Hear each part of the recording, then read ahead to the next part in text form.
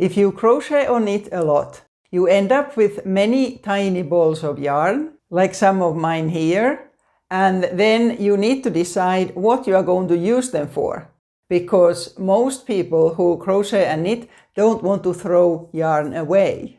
Here's one way you can use them up. Can you see these here?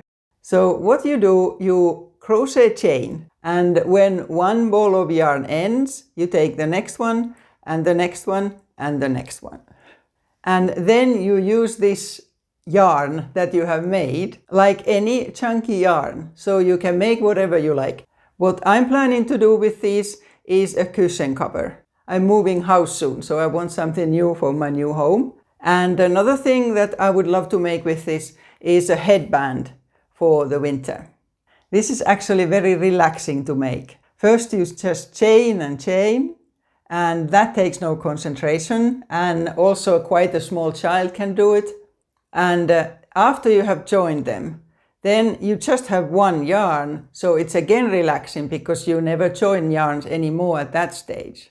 I'll show soon how I have joined them. A choice of two different methods, and in either of them you don't need to weave anything in, you just cut the yarn ends.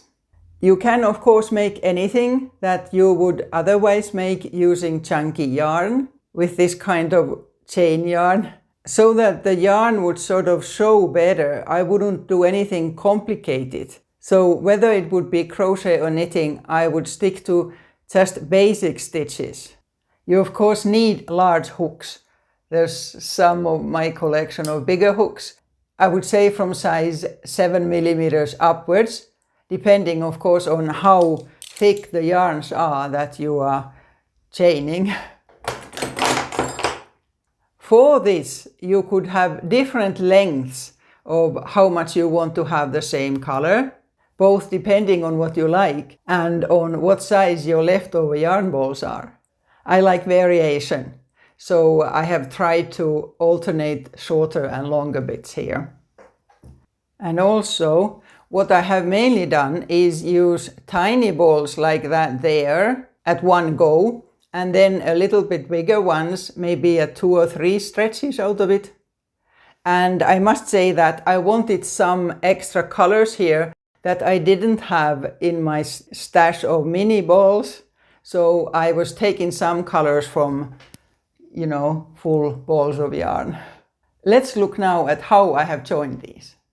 So this is what the join looks like, the way I have done it. Like that there. So I have actually put the 2 yarns together, crocheted about 5, 6, 7 stitches together, and then just cutting it off. There's enough stitches here so that it doesn't start unraveling. So I'll show how I did that. You leave an end like that. I haven't measured it, but it's a bit longer than a crochet hook. And then take the new one, set them on top of each other, but leave a little bit of a tail of the new one, and make sure the last stitch is as tight as the rest of them. And then you simply chain tight with both of them. That's 3, 4, 5, I would say minimum of 5. I'll do 6 for this one, and you could do 7.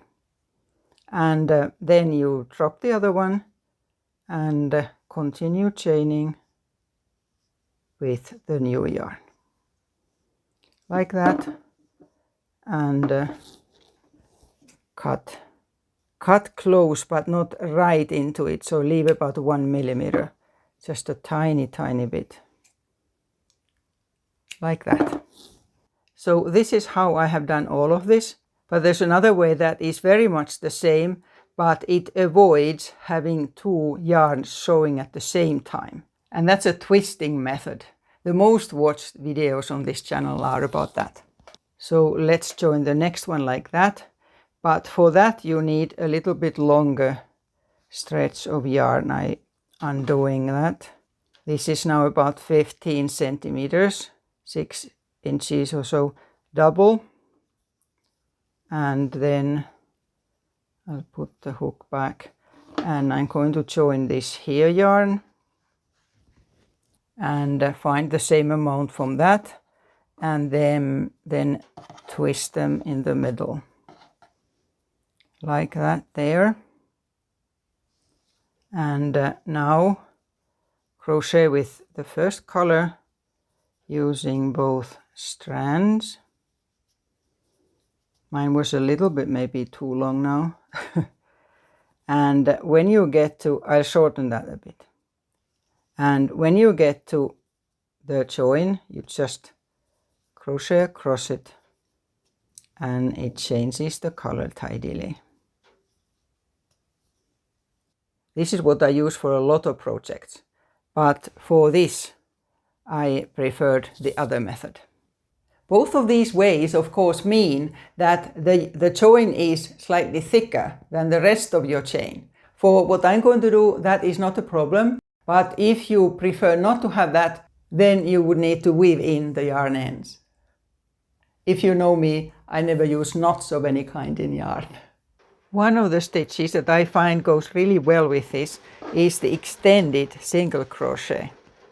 In other words, this here. You start a single crochet, but you make an extra chain there and then finish it. That's one of my favorite stitches.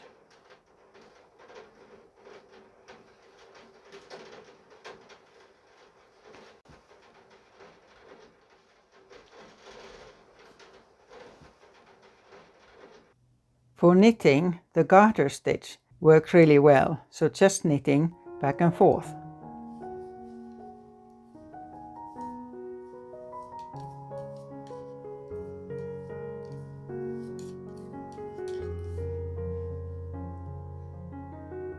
Have you tried this way of using your leftover yarn?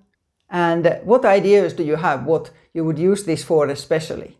Please tell me in the comments, would be good to know. Enjoy your leftover yarn projects, and until next time.